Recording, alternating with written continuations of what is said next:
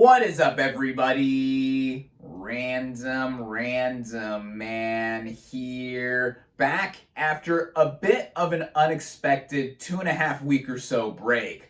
For those of you out there that are my regular viewers, I should give some context. As a bit after I saw and reviewed the Iron Claw in my previous video, I wasn't feeling the greatest, and that Saturday, I woke up super sick.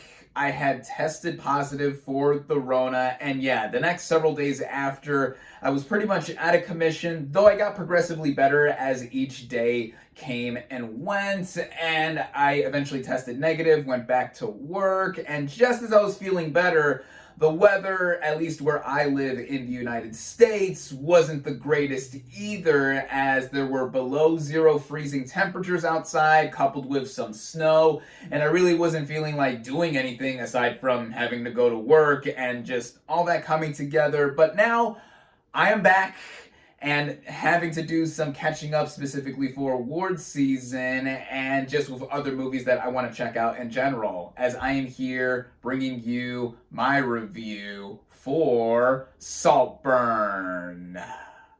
Now, the plot of this black comedy psychological thriller basically follows a student at Oxford, played by Barry Keoghan, who becomes fixated on a popular aristocratic student at his university, played by Jacob Elordi, who later invites him to spend the summer at his eccentric family's titular estate. Going into this movie, I had some initial interest in it when it first came out in theaters back before Thanksgiving last year, but a month later, it dropped on Amazon Prime Video just before Christmas, and the internet, mostly all over social media like TikTok, has picked up this movie and heralded it with a lot of interest for more than one reason. For me, the main interest for this movie came out of it being the second feature film from writer, producer, director Emerald Fennell. Her previous film, 2020's Promising Young Woman, also her directorial debut, won her the Academy Award for Best Original Screenplay. And I quite enjoyed this movie mostly, even with its third act dividing a lot of people. It literally showed promise for Fennell as a filmmaker. And now, with her sophomore follow-up, Saltburn, there was a lot of buzz around it before recent buzz within the past month from the internet around the festival circuit. It premiered at the Telluride Film Festival, has been a bit of an unusual player during this current award season, picking up nominations here and there. And yeah, for me, seeing the cast, the concept, and Fennell behind the camera again, it got me interested to see the movie, and now finally cave with the rest of the internet by watching it on Amazon Prime Video. Starting out with the cast and their performances, we have Barry Keoghan as Oliver, a scholarship student at Oxford who is not the most socially sound when it comes to interacting with other people or just straight up making friends. And Keoghan is an actor who over the last several years I have taken notice of. I first remember seeing him as a part of the ensemble in 2017's Dunkirk. In fact, on the back of the steelbook, he is right here as one of the players during the boat timeline, and yeah, he has been popping up and stuff here and there. More recently, he picked up an Academy Award nomination for 2022's The Banshees of Inisherin, where he played the town doofus there. He also won the BAFTA Film Award for Best Supporting Actor there, and now here with this lead role, he has shown off quite a bit of his range up until now, and with this character that he plays, there's a lot that goes into him in starting out a certain way, but then becoming obsessed with a fellow student and all of the different goings-ons at this estate that him and other characters have to spar with, or just whatever he does in terms of the inner workings of his mind. And Keoghan gives one of the standout lead performances that I've seen of recent memory, with a lot of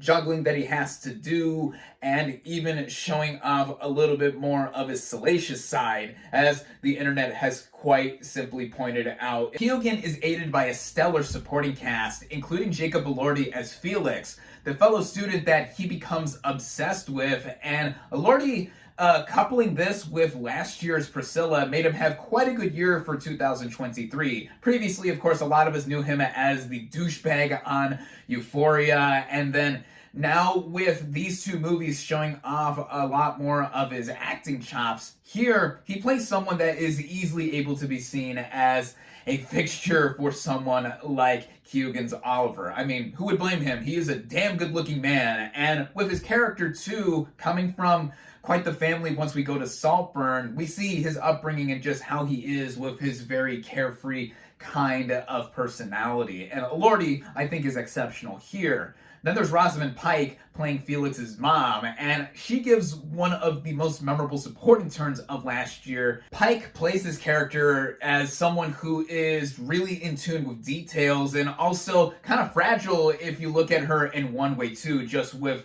how the rest of the family is in general. And she and Keoghan picked up Golden Globe Award nominations for their turns here, both of which I thought were deserved. But Pike in particular, if I could see this movie getting any major Oscar nominations, I could see her possibly slipping in for Best Supporting Actress. Richard E. Grant plays Felix's dad. It's always a delight to see him in a film. Archie Madekwe plays Felix's American cousin who also attends Oxford with them, and he's a thorn in the side of Oliver as he doesn't particularly like him, and I think he comes across as playing that character well too. Alison Oliver, I also thought stood out as Felix's sister Venetia. And then there's Carey Mulligan as a friend to Felix's mom. She's not in this film that much, but it's worth noting in that she has a minor supporting role here while she was the lead of Fennell's previous film, Promising Young Woman, and she's not going to get any awards attention for this film. Of course, more talk around her is with the performance that she gave in last year's Maestro, one of my personal favorite lead acting performances by a woman in 2023. But in any sense, the ensemble here with Saltburn I thought was very strong. Now getting into the writing and directing by Emerald Fennell, the movie at its core is a period piece taking place in the late 2000s, and we see Keoghan's Oliver trying to fit in, as I've said, and just going with the culture at Oxford before turning his eyes onto Felix. And the movie on a basic front is a school drama at first before we do go to the titular Saltburn, and the movie slowly but surely unravels what is really underneath the surface and what this movie is trying to say about various characters and just what they all go through. One technical merit I have to mention right off the bat is the cinematography by Linus Sandgren, who is known for being a frequent collaborator with Damien Chazelle. He actually won the Academy Award for Best Cinematography for 2016's La La Land, and here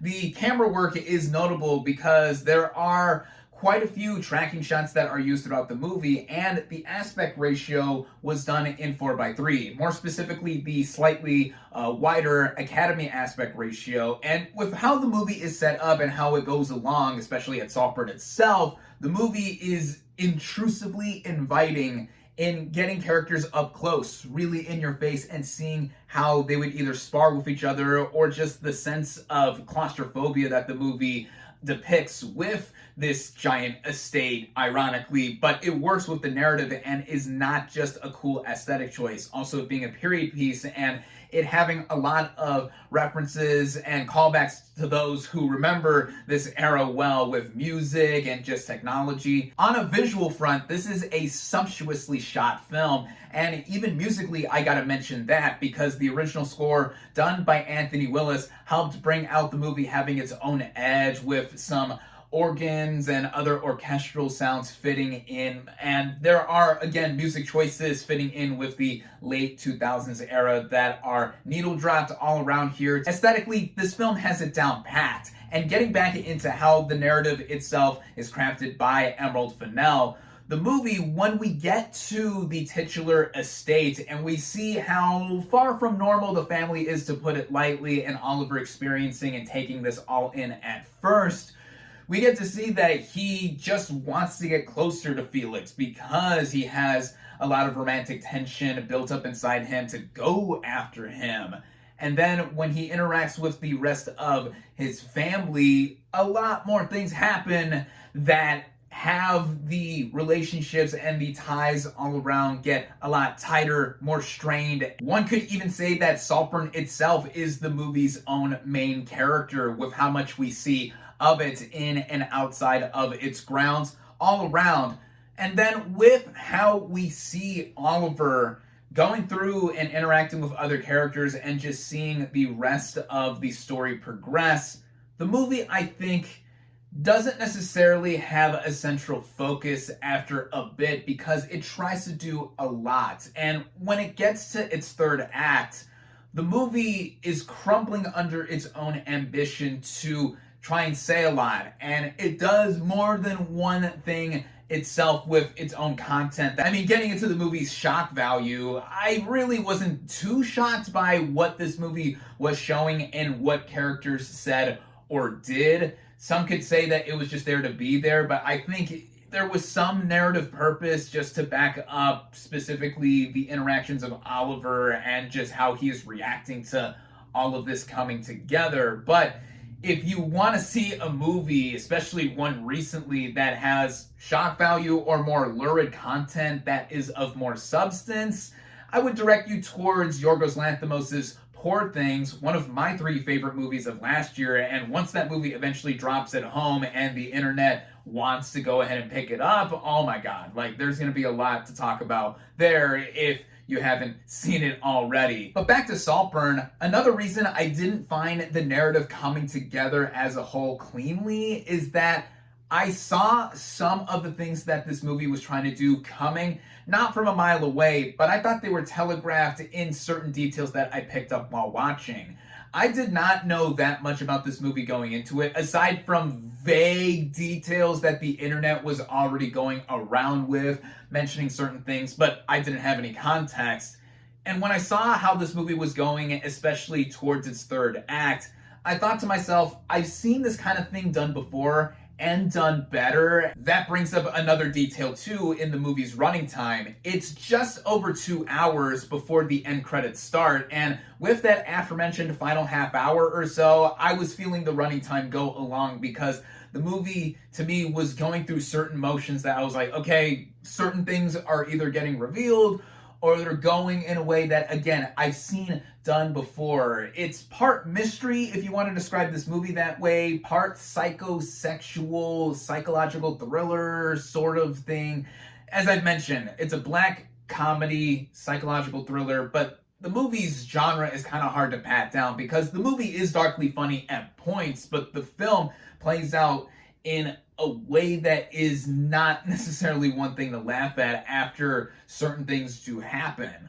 And with that, I feel that even with this big swing that Fennell has gone for, it's not entirely amiss because of all of the aforementioned technical details that I think are noteworthy, the performances. Recently, it just picked up 5 BAFTA Film Award nominations, one for Outstanding British Film. Keoghan and Pike got in for the performances, as well as Elordi for Best Supporting Actor, and then Anthony Willis's music also got nominated. And again, I thought the movie was absorbing for a lot of it and seeing all of it come together as is. And then the final sequence of the movie happens, and then we get the literal final shot that has a music choice that is super on the nose on purpose, of course. I can see this film, for those that haven't discovered it already, being a real talking point in terms of how it does just all come together with how the interpretation of the ending could go about and what is of the character of Oliver in the first place. And with that, I would say immediately, comparing it to Fennell's prior film, Promising Young Woman, I think narratively that movie was a lot tighter, even with its own ending. I mean, some have said that it has a satisfying ending all to its own, and one could even say that about Saltburn too, depending on how you look at it, with how twisted the movie ends up becoming. But what Fennell has done with these 2 twisted narratives, I would say, is have her own unique voice. She has original ideas for sure, and I wouldn't necessarily say that Saltburn is a sophomore slump, not entirely, because it's hard to kind of want to see what she would do after just winning an Oscar for her writing with this. But I think it also feels like a natural evolution of her filmmaking to really go for other ideas to be explored. That is ultimately what I take great value in, even if, in the end, I found this film to be just okay. And looking ahead in the short term at award season, I mean, the Oscar nominations are being announced in less than 2 days, which you'll catch me here in my next video, awake bright and early, to give my live reactions to the nominations. And do I think the movie will pick up any nominations anywhere? Possibly. On an acting front, as I mentioned, Rosamund Pike could get in for Best Supporting Actress. At this year's Critics' Choice Awards, it was nominated for Best Picture, much to my surprise, and I don't think this film's going to get nominated for Best Picture at the Oscars. But yeah, it's hard to tell. I mean, this movie is a wild card, if there ever was one, for this award season already being so crowded and with so much intense interest, as a lot of us like to go ahead and go into. But all in all, with Saltburn, I think if you have any curiosity to see this movie, again, it is currently streaming on Amazon Prime Video. I would give it a cautious recommendation, not just for myself thinking the movie was just okay, but also with how this movie is a super hard R-rated film, and there have been a lot of videos going around of people seeing the reactions of their family watching this as well too. Whether or not you're gonna do that, that is how I see this, and it does strike up a conversation, which is what I'm all about with all things film. My final verdict for Saltburn is 3 out of 5 stars.